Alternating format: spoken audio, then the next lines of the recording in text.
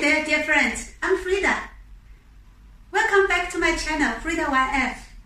And welcome back to our journey, East meets West. Last week, we talked about a valuable lesson my papa taught me, the power of friendship and the teams. Today, I'm going to share with you how I applied this lesson to my life during the early years of my childhood. Well, as I previously mentioned that my parents were fully occupied at their schools by the cultural movement at that era. They had little time for us. So it was up to me. To keep me and my little sister safe on the street, I needed to build a strong circle of friends, a team where we could support and help each other. Then I was observing the other kids on the street, figuring out how to connect with them. One Sunday afternoon, I watched a game about playing pickup sticks. I brought my own pickup sticks and joined the game. Afterwards, I offered to the kids my sweets, which I had saved from my kindergarten, for my dessert. We then chatted and laughed together. From that day, I started making friends and started to build our own little gang on the street, united by the shared place and the treats, my sweets. Well, my dear friends, is there a childhood memory you hold very dear to you? I would love to read that on the comments below.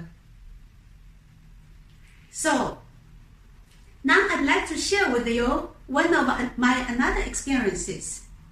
One day, I saw a boy humiliating a little girl on the street.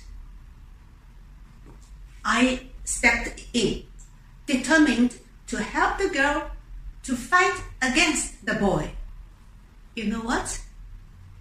The boy backed off because he saw that he was not facing only one girl now. He was facing a united front. He was angry. He went away and threatened to come back with his friends to beat us. Both the little girl and I were scared. But I was not going to let that intimidate us. That evening, I was thinking how to prevent the next bullying. I assumed perhaps the mother of this boy could be helpful. Meeting his mama, it was pretty daunting as I was only 5 years old. But I had no choice. I had to. That day evening, I visited this boy's home and I reported the behavior to his mama. The mama said, "Thank you very much for being so brave to come over. I assure you, I will address that with him." I replied, "Thank you very much. We only want to be sure that we won't be bullied again." Imagine what happened then. Next day, the boy accompanied by his mama, and he apologized to us very sincerely. We immediately forgave him. His mama's support was quite heartwarming to us. Then I invited the boy to join our group. Later we became friends. Well, our group soon grew to more than a dozen of children. I became the leader of our team as I was always willing to be helpful. From then on, we played games together, shared stories and sweets. We stood by each other and looked out of each other.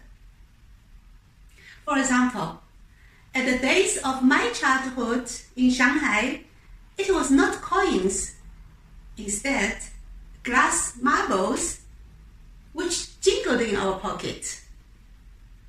I noticed some kids had none, so I offered mine and taught them how to play. we drew circles and squares on the ground, then flicked out our marbles, aiming for the target. Through those games, we have learned about strategy and support.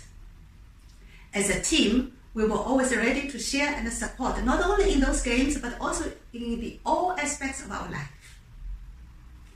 Well, these experiences painted my early years of my childhood with vivid colors of joys and learnings, alongside with bitter, sweet lessons of adversity. Those experiences taught me the importance of friendship, the courage to defend the others, and the resilience coming from facing the challenges together. This was the story how I built my first little gang on the street. It's part of who I am today. My dear friends, next week I will reveal why I had to leave my little gang. So please stay with me if you enjoy this video, and don't forget to like and share with your friends, and subscribe on my channel. Your support means everything to me. Thank you very much for watching. See you then. See you.